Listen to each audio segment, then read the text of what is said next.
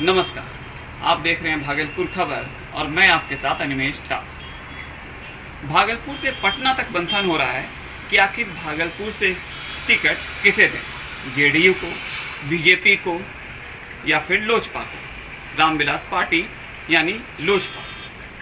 अब मंथन जारी है, लेकिन हमने जो आकलन किया है उसके मुताबिक भागलपुर की सीट बीजेपी के हिस्से में जा सकती है।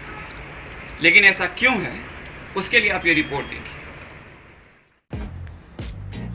भागलपुर जिले में 7 विधानसभा सीटें आती हैं। इनमें से सुल्तानगंज, नाथनगर, गोपालपुर, बिहपुर, पीरपैंती, भागलपुर और कहलगांव विधानसभा शामिल है। 2015 के विधानसभा चुनाव में जेडीयू ने सुल्तानगंज, नाथनगर और गोपालपुर सीट पर जीत दर्ज की थी। कांग्रेस ने बेपुर और पीरपैंती सीट जीती थी, जबकि आरजेडी ने भागलपुर और कहलगांव पर जीत का परचम लहराया था। भाजपा को भागलपुर जिले की 7 सीटों में से एक भी सीट पर जीत नहीं मिली थी। लेकिन इस बार समीकरण बदल गया है। नीतीश कुमार एक बार फिर एनडीए का नेतृत्व कर रहे हैं। हालांकि अभी एनडीए में कौन सी सीट किस पार्टी को जाएगी ये तय नहीं है।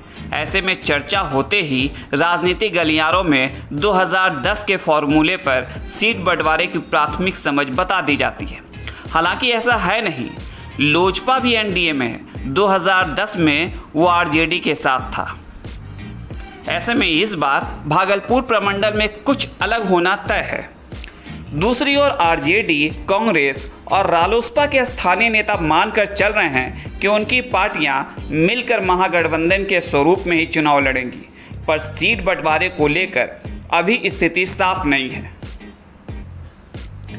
भागलपुर जिले की चुनावी गणित को एनडीए के स्थानीय नेताओं की नज़र से देखें तो शीर्ष स्तर पर पहला फार्मूला ये होगा कि जिस सीट पर जीत हुआ है वो उसका। भागलपुर जिले की सुल्तानगंज, नाथनगर और गोपालपुर सीट पर जेडीयू का कब्जा 3 टर्म से है। इस पर जेडीयू किसी भी कीमत पर अपना दावा नहीं छोड़ेगा। बाकी बची जिले की 4 सीटों में 2010 के हिसाब से बंटवारा होगा। इसमें भागलपुर, बिहपुर और पीरपैंती सीट पर बीजेपी लड़ेगी। इस बार सीट बंटवारे में अगर जिले की एक सीट लोजपा को भी देनी पड़ी तो वो कहलगांव सीट पर दिख रही है। 2015 में जेडीयू की अनुपस्थिति में लोजपा को भागलपुर जिले की 2 सीटों में नाथनगर और कहलगांव की ही सीट मिली थी। 2010 में आरजेडी के साथ गठबंधन के दौर में एलजेपी के हिस्से में भागलपुर सीट आई थी। तब यहां से लोजपा प्रत्याशी की जमानत जब्त हो गई थी। भागलपुर विधानसभा सीट पर कांग्रेस और बीजेपी के बीच ही टक्कर होती आई है। 2015 के चुनाव में भागलपुर से कांग्रेस के अजीत शर्मा ने बाजी मारी थी। उन्होंने बीजेपी के अरजीत चौबे को शिकस्त दी थी।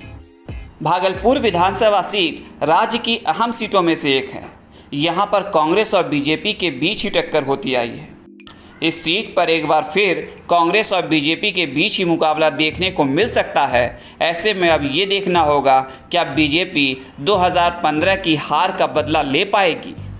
2015 के विधानसभा चुनाव में भागलपुर विधानसभा सीट पर 3,16,636 मतदाता थे।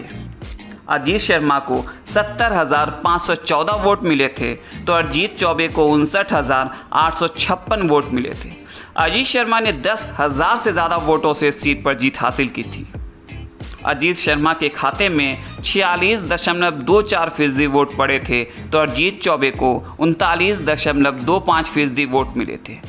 बीजेपी हार गई थी कांग्रेस से पिछली बार, बहुत बुरे तरीके से नहीं, लेकिन 10,000 से ज़्यादा मतों से कांग्रेस ने बीजेपी को हरा दिया। तो सवाल है कि बीजेपी यहाँ से शाश्वत को ही उतारेगी या फिर कैंडिडेट बदल देगी अगर ये सीट बीजेपी के हिस्से में आ रहा है तो। अब लेकिन इन्हीं सब बातों पर मंथन हो रहा है और आज हो सकता है या फिर कल तय हो जाए कि बीजेपी के हिस्से में कितनी सीटें हैं और जेडीयू के हिस्से में कितनी सीटें हैं।